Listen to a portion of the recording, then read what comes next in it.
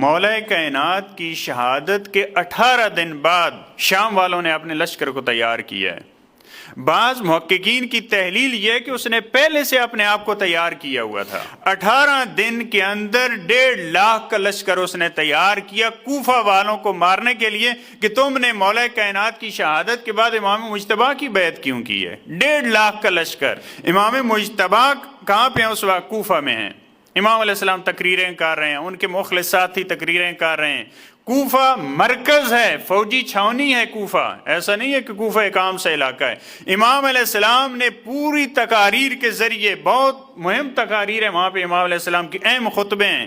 امام علیہ السلام جو لشکر تیار کر پائیں وہ 12,000 کا لشکر ہے۔ 1.5 لاکھ کا لشکر ہے وہاں پہ، ادھر امام علیہ السلام، وہ بھی ایسا نہیں ہے کہ بہت بڑے جنگجو، اس میں بھی کچھ تو مخلصین ہیں، سارے جنگ کرنے والے نہیں، کچھ محب ہیں کہ بالآخر ہم امام علیہ السلام کی بات پہ کیسے وہ کر سکتے ہیں۔ لہذا سارے اس معنی میں جو آج ہم کہتے ہیں شیعہ اس دور میں نہیں ہیں۔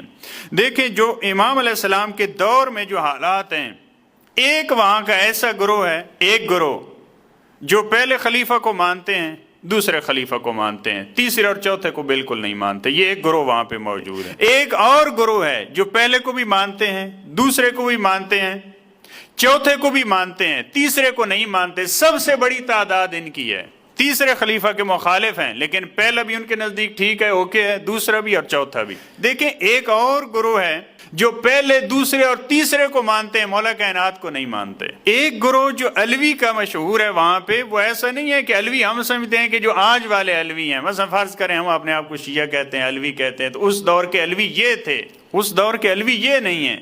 اکثریت اس وقت ایسے افراد کی تھی، پہلے، دوسرے اور چوتھے جن کی نظر میں ٹھیک تھے، ان کو علوی کہا جاتا تھا۔ ایک گروہ تھا جو پہلے 3 کو ٹھیک سمجھتا تھا، نعوذ باللہ مولا کائنات کو تیسرے کے قتل میں شریک سمجھتا تھا۔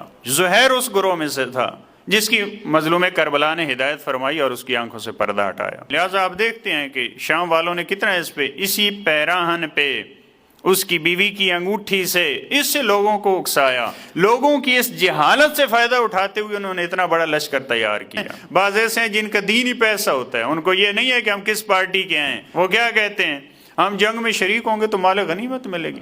مختلف افراد کو اکٹھا کیا امام علیہ السلام کے پاس، 12,000 کا لشکر بنا۔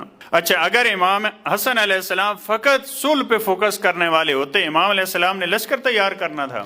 امام علیہ السلام نے عبید اللہ ابن عباس کی سربراہی میں لشکر کو روانہ کیا ہے۔ رات کی تاریکی میں حاکم شام کی طرف سے لیٹر آیا،